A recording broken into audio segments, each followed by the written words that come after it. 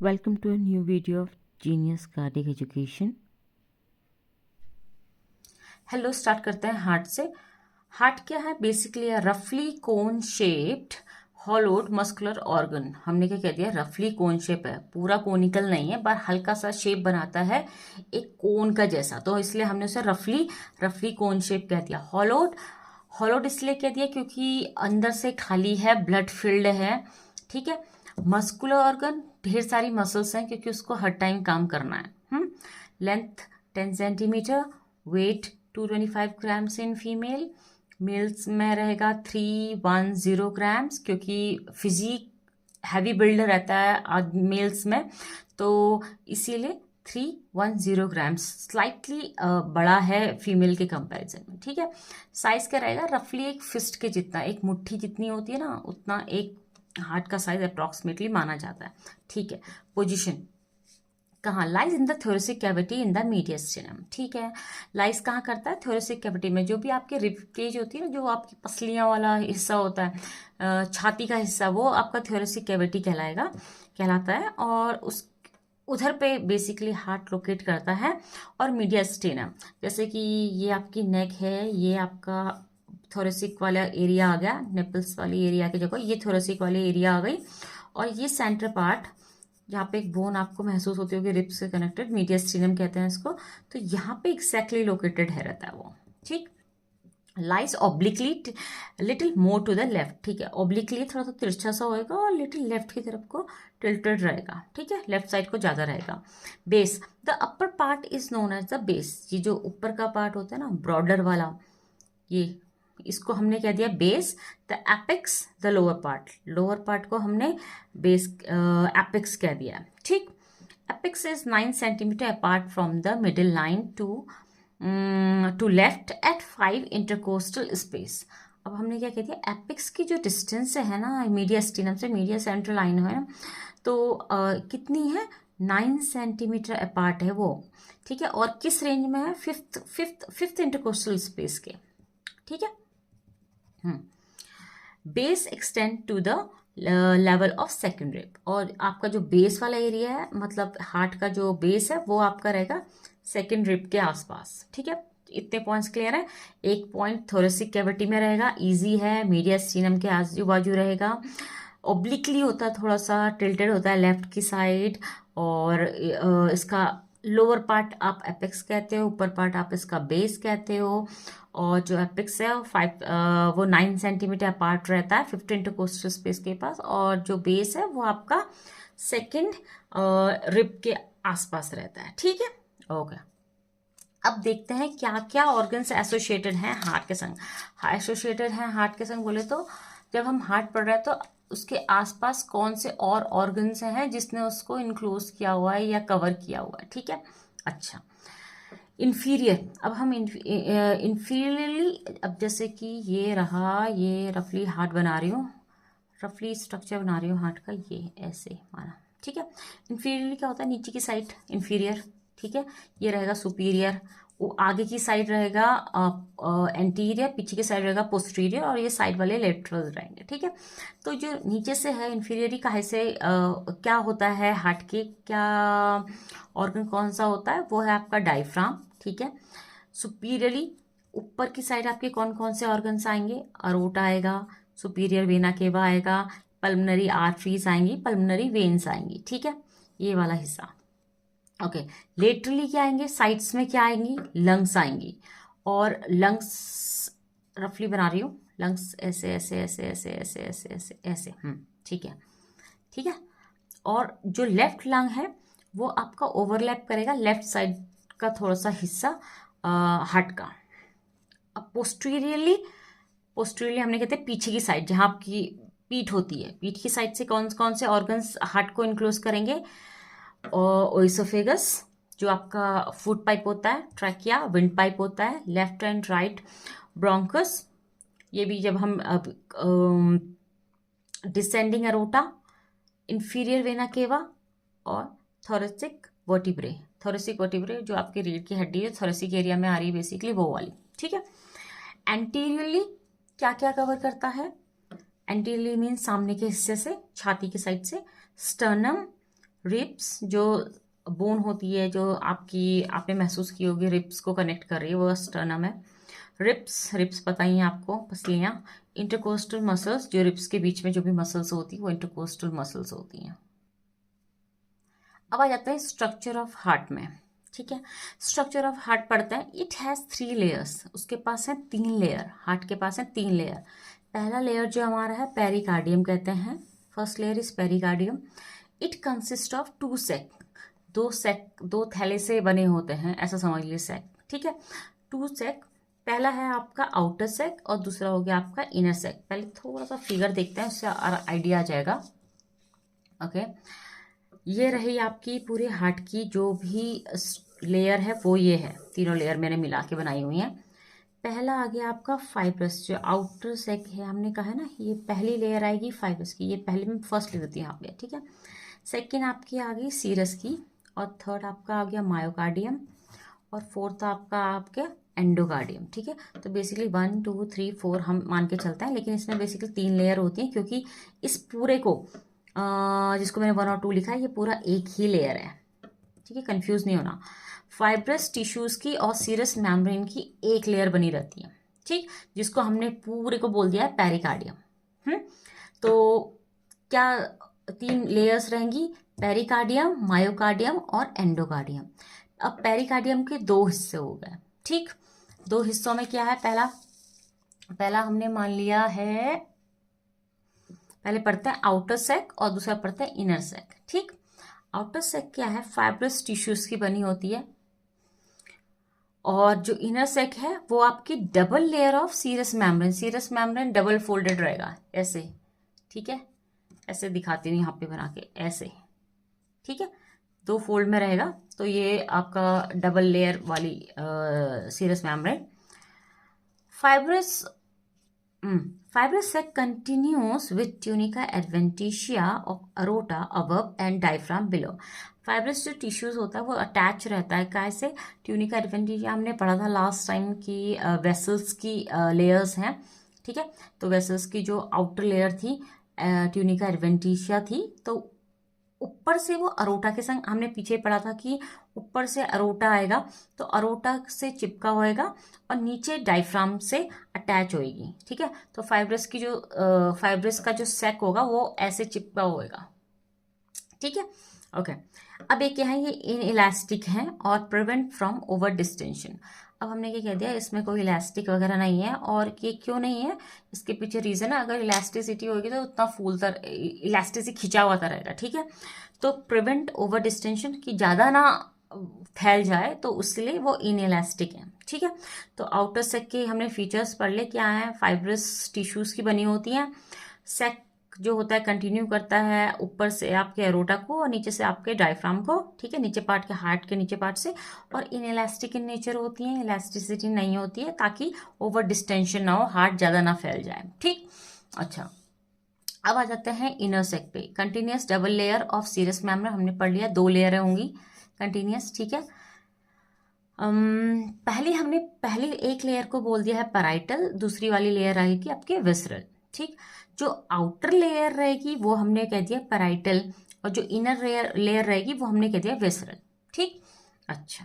जो outer layer है वो आपकी सीरस मेम्ब्रेन है, और जो इनर लेयर है आपकी एपिकार्डियम जो कि अंदर का हिस्सा जो अडर होगा आपके हार्ट मसल से। ठीक है, हार्ट मसल से चिपका रहेगा।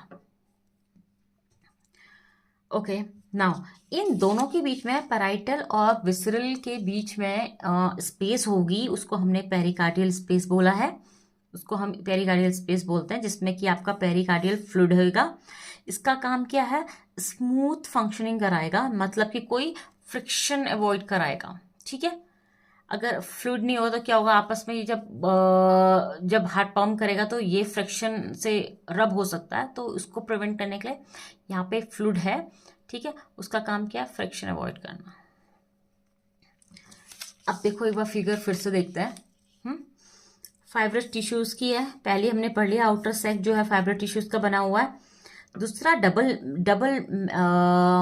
मेम्ब्रेन, डबल लेयर के संग सीरस मेम्ब्रेन है, ये रही, जिसको हमने पैराइटल लिख दिया है, पैराइटल वाला पार्ट बाहर का पार्ट, विसरल अंदर का पार्ट, बीच में आपके पेरिकार्डियल फ्लूइड रहेगा, तो ये पूरा का पूरा हमारा आ जाएगा पेरिकार्डियम, ठीक है। और इसमें से ये फाइबर टिश्यू है और ये सीरस मेम्ब्रेन की बनी हुई है, ठीक। इसके बाद है हमारा मायोकार्डियम और उसके बाद हमारा होगा एंडोकार्डियम। अच्छा, अब पढ़ लेते हैं मायोकार्डियम। मायोकार्डियम के स्पेशलाइज्ड कार्डिक मसल्स हैं, ठीक है। इनवॉलेंट्री क्रॉस स्ट्रिप्स हैं। स्पेशलाइज्ड कार्डिक मसल्स हम इसलिए बोल रहे हैं, सिर्फ ये मसल सिर्फ कार्डिक में ही, हार्ट में ही पाई जाएंगी और जगह नहीं है, स्पेशल फंक्शन अपना कर रही हैं। इनवॉलेंट्री इन नेचर, आपके कंट्रोल में नहीं होगा, इनवॉलेंट्री काम करते रहेगा, वो अपनी मर्जी से काम करता रहेगा वो, ठीक है। Each fibre has a nucleus and branches. Each fibre has a nucleus and branches, one और मोर।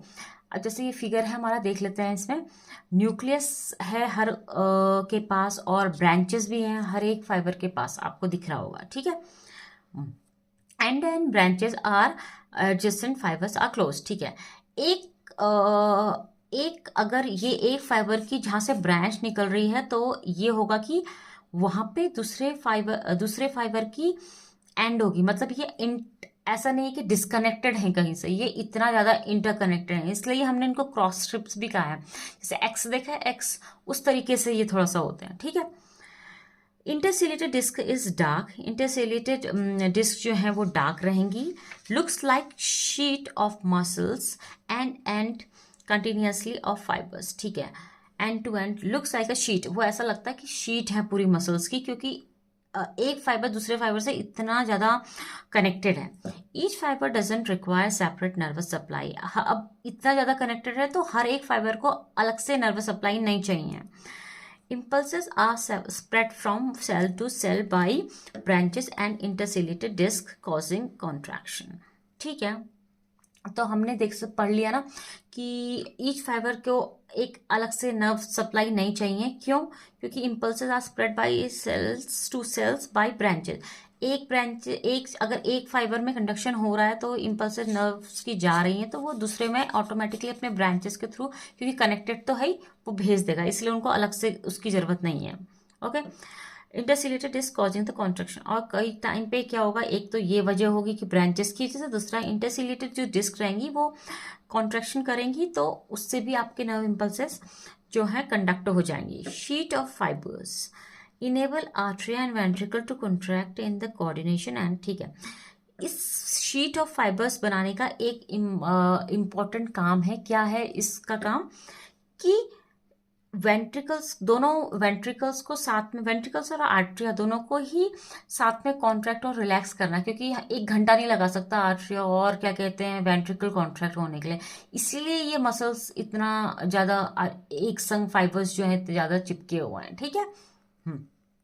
अब आ जाते हैं, myocardium is thin at base और थिकेस्ट एट द एपेक्स, ठीक है।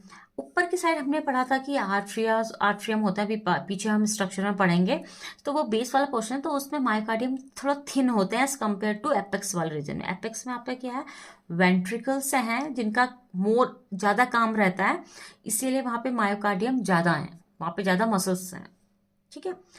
Atria and ventricles are separated by a ring of fibrous tissues which does not conduct electrical impulses, ठीक है।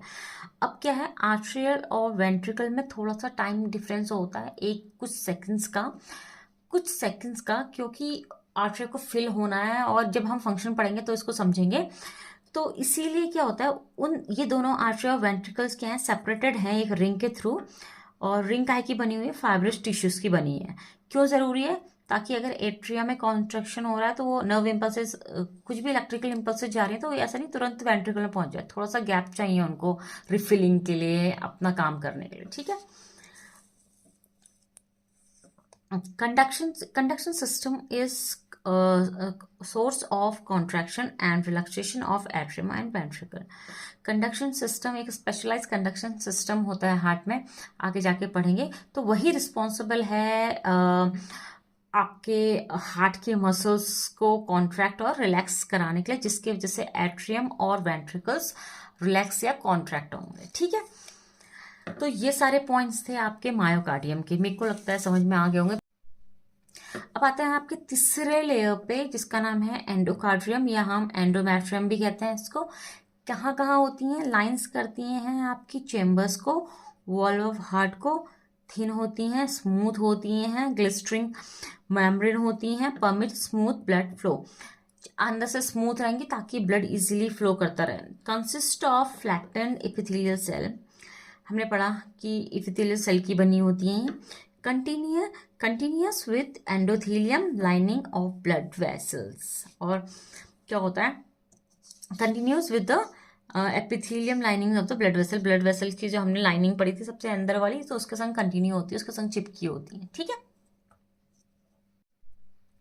अब नेक्स्ट आते हैं इंटीरियर ऑफ हार्ट में क्या क्या चीज़ें हमें पढ़नी पड़ेगी। इंटीरियर ऑफ हार्ट में हमें पढ़ना पड़ेगा chamber, septum, atrioventricular wall, walls, ठीक है, और इसके अलावा कॉर्निया टेंडिने क्या होते हैं, ये हमें कुछ पॉइंट्स याद करना है इंटीरियर ऑफ हार्ट में जब हम इंटीरियर ऑफ हार्ट पढ़ रहे हैं। तो चैम्बर्स क्या होते हैं, एक रफली एक डायग्राम बनाया हुआ है, ठीक है, जैसे कि मान लिया ये पूरा हार्ट है, ठीक है, ये पूरा हार्ट है। तो चैम्बर्स क्या है, right atrium, left atrium, right ventricle, left ventricle, ठीक है। ये चार जो चीज़ें हैं, चार भागों में हमारा जो हार्ट है वो डिवाइड है, ठीक है। रफली इसको ऐसे देख लो, जैसे कि ये हार्ट का रफ एक शेप दिख रहा है ना, और यहाँ से एक डॉट, इमेजिनरी डॉट लाइन ऐसे करो, ये करो 1 2 3 4, ठीक है। तो ये चार हिस्सों में हार्ट बटा हुआ है, इसको चेम्बर कह रहे हैं हम। दो अपर वाले हो गए जिसको हमने राइट एट्रियम लेफ्ट एट्रियम कह दिया, और जो नीचे वाले हो गए वो आपका राइट वेंट्रिकल और लेफ्ट वेंट्रिकल हो गए, ठीक। नेक्स्ट आते हैं सेप्टम। सेप्टम क्या है, जो हमारे राइट और लेफ्ट पार्ट को डिवाइड करेगा वो सेप्टम है। मैं इस लाइन से बना रही हूँ, ये चीज़ सेप्टम, ठीक हो गई, वो पढ़नी रहेगी हमें सेप्टम क्या है। इसके अलावा है हमारा atrio ventricular wall, divide upper and lower. Atrio ventricular walls कौन सी वॉल्स रहेंगी, जो हमारी अपर और लोअर पार्ट को डिवाइड करेंगी। तो अपर पार्ट क्या हमारा ये रहेगा, ठीक है, अपर एट्रियम, एट्रियम अपर पार्ट है, वेंट्रिकल वेंट्रिकल लेफ्ट पार्ट है। तो क्या चीज़ डिवाइड कर रही है, वॉल्स डिवाइड कर रहे हैं ना, तो ये वॉल्व क्या है, बेसिकली एट्रियोवेंट्रिकुलर वॉल्स हैं, ठीक है। अब हमारी राइट साइड में कौन सी होती हैं, ट्राइकस्पिड वॉल होती है, क्योंकि तीन होती हैं, इसमें तीन फ्लैप्स होते हैं, ठीक है। और ये बाइकस्पिड वॉल होती है, बाइकस्पिड वॉल, तो बेसिकली ये दो ही होती हैं, इसलिए हमने इसको बाइकस्पिड कहा है। इसके अलावा हमारे पास और भी वॉल्स हैं, पल्मनरी वॉल्स और आपकी एरोटिक वॉल, ठीक है। जो पल्मनरी वॉल्स ये रहें, पल्मोनरी ट्रंक को जो जाएंगी ये पल्मोनरी वॉल हो, क्योंकि यहाँ पे भी तो बैक फ्लो रोकना है ना ब्लड को, तो यहाँ पे भी हमारी वॉल्स होती हैं, ये आपकी सेमिलुनर वॉल कहलाती हैं। और दूसरा आपके एरोटा में ये रही, ठीक है। तो कितनी होगी, कुल मिला के चार चेम्बर हो गए। एक सेप्टम हो गया जो आपको डिवाइड करेगा राइट साइड को लेफ्ट साइड से। फिर उसके बाद आपका क्या हो गया, एवी वॉल्स हो गई, एट्रियोवेंट्रिकुलर वॉल्स हो गई, ट्राइकस्पिड वॉल, बाइकस्पिड वॉल, ठीक है। इसके अलावा दो वॉल क्या हो गई हमारी, पल्मोनरी और एरोटिक वॉल, ठीक है। अच्छा, अब आ जाते हैं कॉर्निया टेंडिने में। कॉर्निया टेंडिने क्या है, ये भी इंटीरियर ऑफ हार्ट में आएंगे। ये जो वेंट्रिकल्स का जो रहता है, काफ़ी ज़्यादा मसल्स से प्रोवाइडेड है। तो इन मसल्स से हमारी पेपलरी मसल्स आती हैं, ठीक है। पेपलरी मसल्स आ गई ऐसे ऐसे करके, ठीक। पेपलरी मसल्स से अटैच रहते हैं कॉर्निया टेंडिने, जो कि अटैच रहते हैं आपके वॉल से, जो कि फ्लैप इस वॉल्व को ओपन या क्लोज करने के लिए रिस्पॉन्सिबल होता है, ठीक है, समझ रहे हैं। तो ये हमारे कॉर्निया टेंडिने होगा। Prevent valve from opening upward, ऐसा नहीं है कि खुल ही जाए, सारा ब्लड बैकफ्लो हो जाए, तो वो हमारा उसको रोकने के लिए कॉर्निया टेंडिने होता है। टेंडिनस कॉर्ड्स भी इन्हें कहा जाता है। एक्सटेंड फ्रॉम पैपलरी मसल्स, कहाँ से आ रही हैं, पैपलरी मसल से। मैंने कहा आपके वेंट्रिकल पे ये पैपलरी बहुत ज़्यादा मसल्स होंगे यहाँ पे, पैपलरी मसल्स से कॉर्निया टेंडिने ऐसे ऊपर होके जाएगा, जो कि हमारी वॉल से अटैच होगा, बाइकस्पिड और ट्राइकस्पिड वॉल से, ठीक है। Which are on endothelium, endothelium में होंगे, कवरिंग द वेंट्रिकल्स को कवर करेंगे। These are little projection connecting to the cusp, little projection सी होती हैं जो कि आपके कस्प को कनेक्टेड रहती हैं, वही वॉल से कनेक्टेड रहती हैं, ठीक है। ड्यूरिंग वेंट्रिकुलर सिस्टोल क्या होता है, जब कॉन्ट्रैक्शन होता है, जब वेंट्रिकल्स पुश करेंगे अपने आप को, सिस्टोल मीन्स का कॉन्ट्रैक्ट करेंगे, तो pressure in the ventricle will increase. जैसे समझते हैं फिगर से, मान लिया इसने ब्लड पंप करना है हार्ट ने और ये कंप्रेस हुए, कॉन्ट्रैक्ट हुए, तो क्या होगा, अगर यहाँ पे ये वॉल नहीं है तो ये फ्लैप ऊपर ही चले जाएगा पूरा एट्रियम में, है ना, पूरा ही ऊपर चले जाएगा वेंट्रिकल छोड़ के। तो pressure in the ventricle increase, wall snap shut to prevent back flow of the blood. तो इनका काम क्या है, जब माना कि जब वेंट्रिकल्स कॉन्स्ट्रिक्ट हुए तो यहाँ पे प्रेशर जो है ब्लड का वो बढ़ जाएगा, है ना। अगर ये वॉल नहीं होंगी तो क्या होगा, ये वॉल अगर ये कॉर्निया टेंडिनी नहीं होगा तो क्या होगा, ये फ्लैप्स ही खुल जाएंगी और एट्रियम में चली जाएंगी, तो सारा बैकफ्लो हो जाएगा ब्लड का। तो इन टेंडिनी का काम है ये होल्ड करके रखेंगे इस फ्लैप को, कि ये इसको ऐसे बंद रखें, समझ रहे हैं, ऐसे ऐसे। जब ऊपर से आ रहा है तब तो इजीली खुल जाएगा, जब एट्रियम से ब्लड आ रहा है तो वॉल्व ऐसे आराम से खुल जाएंगी, जब वेंट्रिकल से जाना है तो वो उसे ऐसे रोक लेगा, टाइट कर लेगा अपने पे, कि नहीं जाने देगा बैक फ्लो, ठीक है। तो इतना बेसिकली इंटीरियर ऑफ हार्ट में आना चाहिए। नेक्स्ट समझते हैं flow of blood through the heart. कैसे कैसे फ्लो ऑफ ब्लड होता है हार्ट से, अब समझते हैं, थोड़ा सा फिगर से समझते हैं पहले। ये आपकी हो गई सुपीरियर वेना केवा, ये होगी आपकी inferior vena cava. Blue colour के बना रही हूँ ताकि आपको समझ में आ जाए कि यहाँ से ब्लड, इम्प्योर ब्लड जा रहा है, इम्प्योर ब्लड जा रहा है आपके राइट एट्रियम में। इम्प्योर ब्लड मतलब deoxygenated blood, flow of blood पढ़ रहे हैं हम, ठीक है। इंटीरियर तो हम समझ लिए हैं, ये आपके पल्मोनरी ट्रंक्स हो गए, ये आपके पल्मोनरी ट्रंक्स हो गए, ठीक है। ये आपकी होगी अरोटा, जो कि आपका ऑक्सीजनेटेड ब्लड पूरे बॉडी में देगी, ठीक है, द ग्रेट वेसल। ये आपकी हो गई पल्मोनरी आर्टरीज, ये होगी पल्मोनरी वेन्स, ये होगी आपकी पल्मोनरी आर्टरी, ठीक है। तो बेसिक स्ट्रक्चर यही है हार्ट का, काफ़ी इजी है, इतना मुश्किल नहीं है। अब समझते हैं कि कैसे ब्लड फ्लो हो रहा है, ठीक है। तो क्या पढ़ा हमने ये पढ़ा है कि ब्लड फ्लो थ्रू सुपीरियर और इन्फीरियर वेना केवा से ब्लड आएगा, सुपीरियर और इन्फीरियर वेना केवा ये रह गए। यहाँ से ब्लड आया आपका राइट एट्रियम में, ठीक है, राइट एट्रियम में ब्लड आ गया, राइट एट्रियम से थ्रू ट्राइकस्पिड वॉल, हमने पढ़ा था यहाँ पे ट्राइकस्पिड वॉल है, ये थ्रू ट्राइकस्पिड वॉल जाएगा आपका राइट वेंट्रिकल में, तो ये पहुँच गया राइट वेंट्रिकल में, ठीक हो गया, ठीक। अब यहाँ से ये जाएगा पल्मोनरी आर्टरी या पल्मोनरी ट्रंक में, वेंट्रिकल से खुद ही ऐसे एक निकला रहेगा ट्रंक, ठीक है। ये रहा पल्मोनरी ट्रंक जो कि ईच लंग्स को जाएगा, डिवाइड इनटू टू। ये पल्मोनरी जो ट्रंक है ये, या पल्मोनरी आर्टरी बोल लो इसको, ये डिवाइड होगी टू में, ये जाएगी आपके लंग्स को, ठीक है।